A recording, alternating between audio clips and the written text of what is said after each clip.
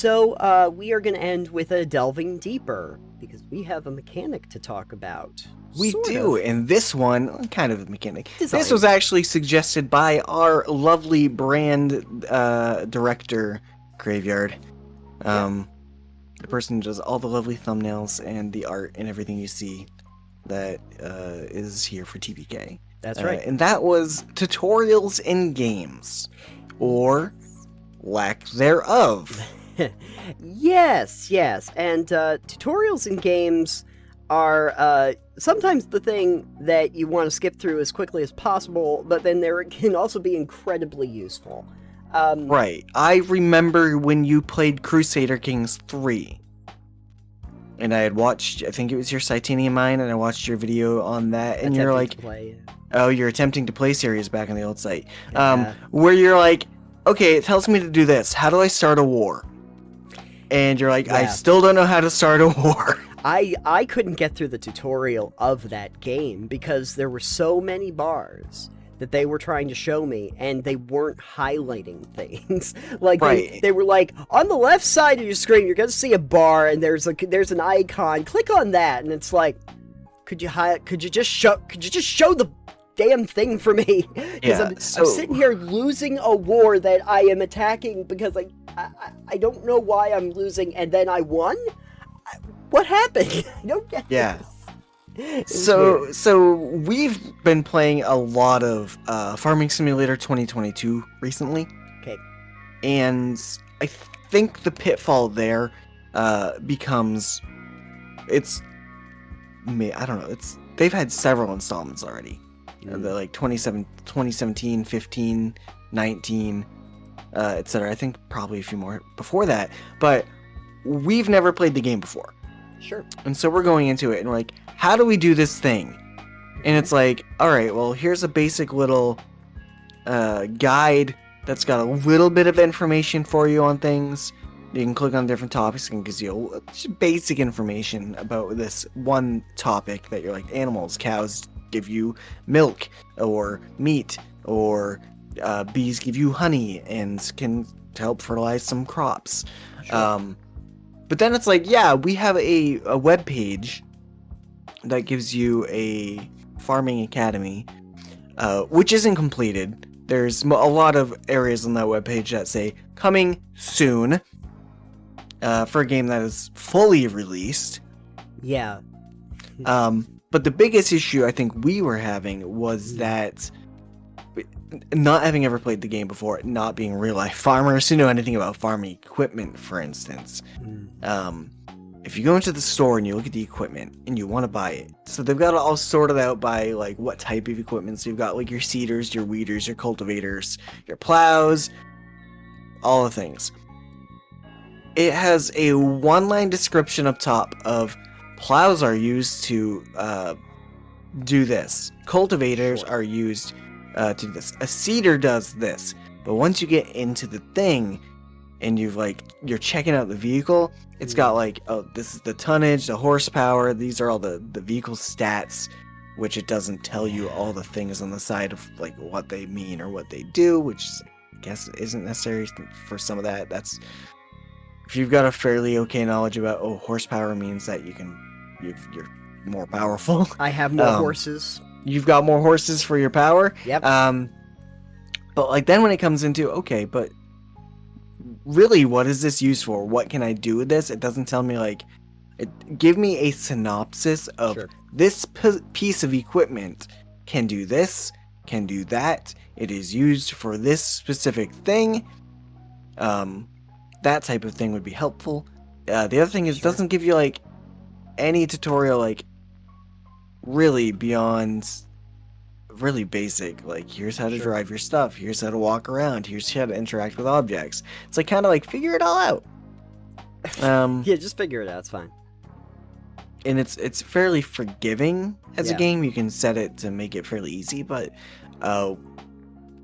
it's jarring when a game, especially one that will run you a $50 price tag up front, assumes you've played so much of the game series that you know how to play it already.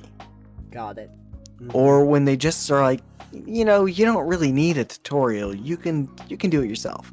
If I have to go onto YouTube to find a tutorial on how to play the game, right, you're not doing enough on your front end to encourage new people to get into your game. Right. And that yeah, they got to do a better job at that. What I noticed, I had a couple big release titles that I was playing recently. And sometimes if you're looking at big titles, you're interested in how they're going to handle this, and strangely enough, they seem to handle it similarly. I was doing Cyberpunk 2077, as people know, and also Horizon Zero Dawn, which I've been playing quite a bit. And those are two pretty AAA games, Yes. for better or worse. And I have to say, enjoyable in general. But oh yeah, I would like to say for the record that Farming Sim 2022, I've already put like 80 hours in. Okay.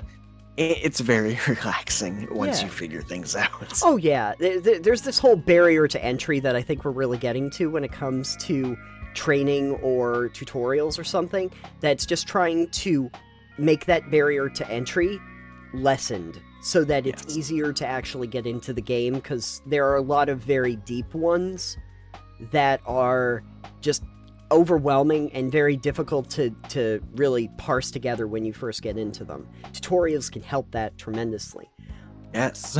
The way they do it is actually very similar in Horizon Zero Dawn and in Cyberpunk, is basically they'll just start the game, and when a new element is presented as the story goes along, a thing will pop up. And it will basically say, here's how stalking works when you're in, like, Horizon Zero Dawn. This is the icon you're going to see at the top of the screen. An open eye means that you are visible. A closed eye means that you are not. When you are in the tall weeds, you're going to notice that close. That is the new thing. So now that you know that, here's your objective, is to take down the robo-dinosaur in front of you while you are while you are in cover. This is how your bow works. This is how the little rock works. Distract it with the rock so that you can get past it, period. Cyberpunk, same thing, is just generally, okay, you've unlocked the car. How do you call the car? You press this button and you can select it from a list and the car will come to your location. Not a specific tutorial piece in any of that, but just, we have introduced a new element. Here's what you do with that information. And we shall continue onward from there.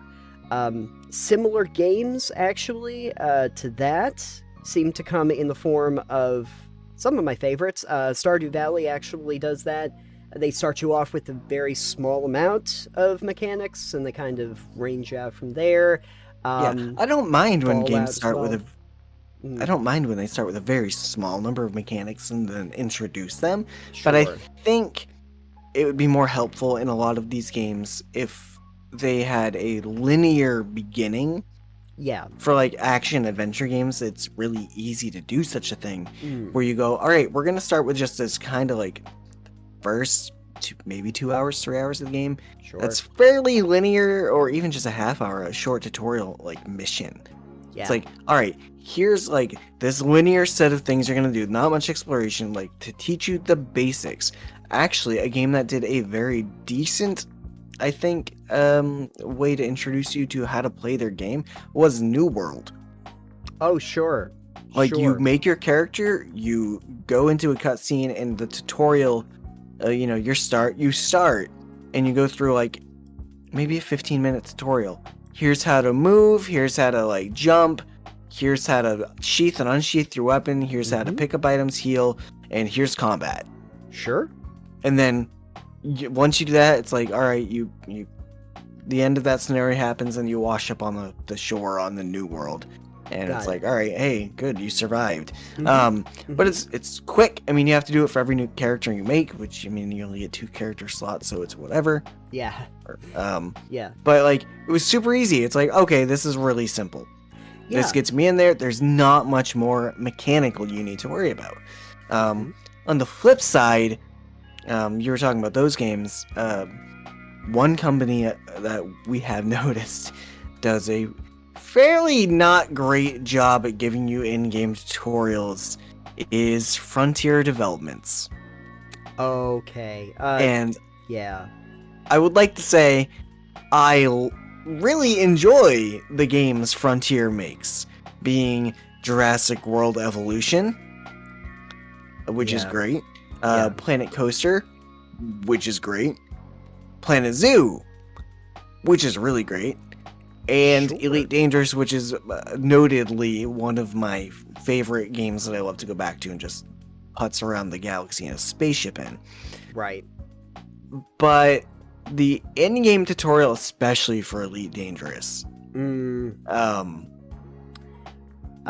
doesn't exist. There's a couple like, all right, here's some basic training missions like to go with it, and there's some in-game stuff you can go, like training missions you can do, which you should, but it should be like a straightforward, hey, you're starting the game, here's an actual tutorial, and then you're free to go, as opposed to here are some training things, which, I mean, the bright side is you can go back to the training things anytime you want. Yeah. But even past that, past all the training things they have there's so much of the game that is not explained, and the learning curve is so steep that having 400 plus hours in this game, probably more at this point, I will look up videos on YouTube to know how to do things. Yeah, when you have to start looking up YouTube videos, you start wondering. I was like, alright, I want to try this thing that they added to the game. It's called deep core mining. You basically go into an asteroid belt, you scan for any asteroids that have a core in them. You scan them, find what their core is, and you're like, alright, and then you shoot mines into the asteroid and crack it open. Sure. It's like, okay, this is really cool sounding, and it's actually really fun. Because you go around, you kind of search, and you're like, okay, I'm searching through all these surface mining asteroids that I can do. I can just surface mine them all. Or I can find one that's got a core in it and blow it up, and then take everything that was inside the asteroid, and it's usually really worth a lot of money. So I looked up videos on how to do it, because the game doesn't tell you when we're in there. No. And kind of just to expand upon that, when I was mentioning Cyberpunk and I'm saying Forbidden West, but Zero Dawn, they actually do like that first section of the game, usually where they're introducing the mechanics. It is fairly linear before they actually get into the game proper, which is much more expansive. So they kind of keep you a little bit honed in at the start, But yeah, my experience with Elite Dangerous was very much that the tutorial, like once I did the tutorial, I felt a little bit more akin to like what was going on. There's just a lot of components to it. One of the things I would have really appreciated them to do, and it might have actually gotten me to just stick around, is if I didn't have to figure out how to completely rearrange my entire keyboard setup the second that I got into the button layout. Like if they had basically said, here's just like, I don't know, 4 different setups that you could have for like a controller and the keyboard and here, and so that you can change my pitch and my yaw and my whatever the hell. If you could just give me a few setups, and is this comfortable to you? Is this nice? Just give me that moment at the beginning of Halo, where I look up and I look down and I look left and right, and they kind of go, is that good? Would you like to change these settings before I Yeah, that would actually be really nice. Yeah. I 100% do not suggest playing Elite Dangerous with just a mouse and keyboard. Ooh. If you have a controller, use it. You will still use your keyboard for part of it. Oh, yeah. But it's not bad. Yeah, I also do not recommend doing it with just your controller, because there is way too much going on for you to just use your controller. It gets too confusing. Yeah. So you get a controller and a keyboard and a mouse, and you might have enough buttons to play Elite Dangerous. Well, I mean, a lot of people that get really into Elite Dangerous get the whole Have a flight stick? flight stick, Yeah, get the and flight stick and setup everything. and all that stuff. And it's like, ugh, I don't have the money to spend on this for one game. Oh my god. Do you remember That's when Mech Warrior was like a huge thing and they had to have this giant special control pad Yeah. that was like $300 or something that you had to use for just that one game? Listen, I'm all for peripheries that you can use for games and stuff. That's fine. Unless the single one is for one game and you're spending $300 on it. Well, they made a sequel, so it was actually for 2. Oh, sorry, 2 games. But still, yeah. Like if you're really into the game and you're gonna play it a lot, okay, fine. A lot. I mean, maybe it's worth it. But yeah, if I could use it for other stuff, if they made it useful for other things. If I had a setup just for Elite Dangerous, yeah, I might consider getting a flight stick. Maybe just that. So then the other thing that happens, and one of the ones we both like Kingdoms of Amalur or Fallout, Sky, actually most of the Elder Scrolls also have kind of linear sections at the very beginning of the game where they explain to you the basic mechanics of the game before they kind of open you up to it. That seems to be one of the more preferred methods for a lot of large titles. But Bethesda actually does an okay game with their how to play tutorial. Yeah. Well, basically, just start you off in a cave or a dungeon, and then you've been arrested. Yeah, pretty much every single Elder Scrolls game. It's like, well, you got in trouble with the law. Let's see if we can break you out. It's pretty much it. But there is that. Everspace 2, which was not nearly as control heavy as an Elite Dangerous. Did a pretty good job of those initial sections where they were just kind of leading you through a series of events and telling you what to do. Also utilize some of those screens where they specifically tell you what this new mechanic is while they're going through. The other kind that I've seen a lot is where they will give you an optional tutorial area before you can start the game, and that way you don't necessarily have to do it if you're going through multiple playthroughs. Remnant was actually one that did this. There is a small tutorial section that you can go through at the beginning, but you can also choose to not do that if you are familiar with these kinds of games, or you're pretty set with the general framework that they're trying to do for action RPGs. But you might want to do it for the first time you go through. For Souls-likes, I think that's actually pretty useful to get used to how the controls are set up, because they can be a little bit daunting at the beginning. But generally, I think that the framework has been try to start with a very small area to begin with, and then expand out. The Surge 2 does that. Also, I'm trying to think of the other one that I played recently. Oh, Greedfall. Greedfall is a similar. You've played that one. They have that. They have that one area that's open world before you get to the new world, and it kind of you can kind of tool around in that city back home first. Yeah, until you're ready to go. And then you say, I want to go on the ship, and you go to the main game. So that happens a whole lot. Is there a preferred style of introducing game mechanics that you like when it comes to video games, at least? Probably the Bethesda type method. Yeah. You can do it all from the beginning, but we'll teach you how to do it while it's introduced, and it's just a fairly short intro is probably my preferred method. Here's a single mission that you're going on that teaches you the mechanics. Any other mechanics we're going to throw at you will be taught to you in the mission they are relevant in. Yes. Yeah. I think that is fairly decent.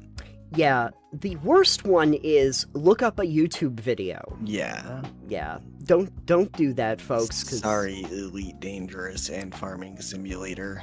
Yeah, and to be frank, even Medieval Dynasty to some degree, it's they don't do a great job. There's tutorial-ish missions, but they don't really specify how to do a lot of things. Yeah. You kind of figure it out as you go. That was a Planet Coaster and Planet Zoo. It's you have some career tutorial type missions, zoos you can work on, and you can just keep playing with those past it if you want to. but it's not very clear on some parts of it, like how to do the thing that it's wanting you to do. Sure. Yeah. And it's like, all right, well, how do I do this? Yeah. And it's like, it doesn't help. No. And thankfully for those two games, if you know how to play one, you generally know how to play the other. So if you've played Planet Coaster, you should probably be mostly familiar with how to play Planet Zoo at that point, Right. except for the animal thing. But if you played Planet Zoo, then you should be very aware of how you can play Planet Coaster aside from maybe the roller coaster building. Yeah, I do remember playing the Jurassic Park one that they had done, and there are a lot of parts where it's like, okay, my dinosaurs are now eating people. What can I do about that? Because I'd like to enjoy. Watch and enjoy. The other one that I was playing recently, and they've kind of gotten a hold on how they're supposed to do a tutorial because it is a very it is a very precise kind of game. I went and played Tony Hawk 1 and 2. Did you? You played the remaster? Yeah, I got that on sale while it was on Epic. But I got the 1 and 2, 1 plus 2, and one of the first things that they do is they say, would you like to go through the tutorial area? And there is like a tutorial park, and they basically allow you to just go through the park if you want to try different things and learn different mechanics, and then they show you if you'd like to do this again, let us know. If you'd like to move on to the next thing, there's a icon. Go over to that icon and we'll show you this move. You do that a few times to get the repetition down so that you know how to do your jumps and your ollies and your manuals and all of that. And then we'll move on to the next thing. And hey, you want to try any of these again, you go right ahead. Or if you want to jump into the main game, go for it. They do it very piecemeal like that, but they make it very clear at the beginning. This is how you can get the basics down. This is how you can use them. Try it for yourself. Do you feel comfortable with that? If not, you can keep doing it. Which in extreme sports games where you have to have very precise controls and you have to get used to combos and stuff is very helpful for people that are not familiar with it out of the gate. Right. The other thing, though, we wanted to talk about is how this works with TTRPGs. And that sometimes you will see that a tabletop game will use a quick start guide. And a lot of times in the quick start guides, in addition to telling you how to make characters, they will also have some small, modules. Some small adventures. Yeah, just a basic adventure that probably take you just one session that in many ways will explain the general game mechanics for you. Right. And how to utilize it. In 1879, they actually had given me a quick start guide to make my character. It had a series of 6, I think, pre-made characters you could use that were at a certain level and that would work for the tutorial mission that they gave you. That was kind of I think, a train heist kind of scenario. And basically, you could run through that scenario to get used to how the mechanics of the game work and how your characters function if you wanted to acclimate yourself to the game. We didn't have to run through that because the person that was running it works at FASA, so I'm pretty sure that she could answer any questions I had about the mechanics if I got lost. But I did actually use the framework of one of the characters, which was a weird scientist, to build my weird scientist. There you go. So I could do that. They have similar ones in D&D. Yeah, they've got the Essentials kit and they've got the Starter kit as well. Right. That are both fairly good. The Starter kit comes in pre-gens. Sure. The Essentials kit does not, but it's got a condensed player's handbook, which is yay big instead of yay big. Sure. Where it's all right, these are just some basics. Even though the Bard is thrown there as a class that you can do, it's yeah, these are just some of the easier classes. We're not going to give you Sorcerer or Monk or Paladin or... Is the Bard an easy class? No, Bard is extremely convoluted. I didn't think so. I've never played a Bard, but I was this seems tricky. Bard has a lot going on. Yeah. But I remember when they did Adventure Zone, and obviously a lot of people were the brothers, by and large, I think, except for Griffin, the brothers and their dad Clint weren't particularly familiar with this system or really RPGs in general. Or Travis, I think, was the one that was more familiar with it. But anyway, they worked off of essentially the Mines of Phandelver, which is a very common starting campaign that gets you used to it. It's a low level one, and you can tell when they're even running through it that it's relatively linear in its progression, so that you don't get too far off the beaten path. It might be a little railroaded for their taste, and then obviously they started doing their own thing past that, because they were like, yeah, we can do stuff that's more interesting, but this is a starting point for us. And then took it in a different direction even by the end of that scenario. But I think that those are very useful. I wouldn't want to really throw somebody into a brand new system of a game and then just say, we're doing a full campaign, get used to your... I wouldn't... Basically what I'm saying is, I would hate to be trying to start a new system, and then they say, okay, Matt Mercer is your GM, and make sure you write everything down, because if you don't know it, he assumes your character doesn't know it, and we're not playing around here, folks. You get used to this. I would not like that scenario. No. And I would also very much suggest that if you are going to run a system that you have never really played yourself, like maybe some people did, maybe trying to do a long-term live series podcast may not be the best way to start your experience in that role. Maybe not. Maybe not. Maybe get some other experience under your belt first. Maybe more than the one practice run of your scenario. So Nathan, I guess the real question is, when are you doing another DMing job at doing an actual or a live play? I don't want to talk about that. The thing that I was most upset about was that I actually did, essentially, before we started Rift Hunters, I actually did have we didn't record it or anything, but with the crew, I did basically, we got together and we did a tutorial kind of thing to work on characters, and I had a scenario that I worked up. And that scenario, I thought to myself, well, I'll put them on the middle of the ocean in this world, and there's a research center, and they call it the Pineapple. I was going for a SpongeBob reference at that point. And they had to battle very snarky sharks, which I just called snarks. And they had to get into the water, and they had to battle the snarks. And I had I think I had a little map or something of it and everything. But I thought, well, this is nice. They meet an NPC. They don't really have anywhere to go. They're in the middle of the ocean. There's only this thing. There's some basic enemies that I don't really know if they're going to be overpowered or underpowered for this, but we're going to battle them. We're going to see how that works. We're going to see what the mechanics of all of these characters are and how they function in the game. That was the first thing that we really did as a group to get used to that before we even recorded. But I think that was very helpful, because I got used to those characters. I kind of understood what they're supposed to do and what they can do as a GM, and I think that by limiting it to this one specific place that they can't move from, really, there's not a lot of other stuff going on, saving this research center out in the middle of nowhere, and this one enemy type that they have to battle, it gave me a good pulse on what we were doing and how this was going to work.